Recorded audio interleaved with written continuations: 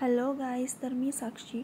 आज होता संडे आणि आज मला 3 kg केकची ऑर्डर होती. ॲक्च्युली हा एक एंगेजमेंट केक होता. त्यांनी मला 2 days प्रायर ऑर्डर देऊन ठेवली होती की त्यांना संडेला केक हवा आहे. ॲक्च्युली ही ऑर्डर मला माझ्या फ्रेंडनेच दिली होती. तिच्या फ्रेंडची एंगेजमेंट होती, सो तिने माझ्याकडे ऑर्डर दिली केकची, कारण तिला माहिती आहे की मी केक बनवते म्हणून.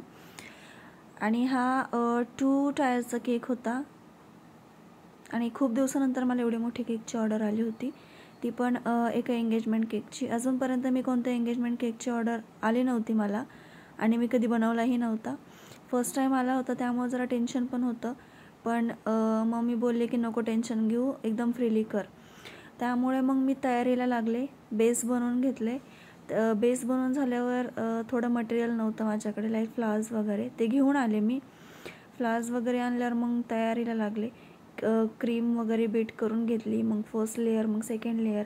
आणि आता तुम्ही बघतच आहात की मी कसा केक डेकोरेट करायला घेते आहे.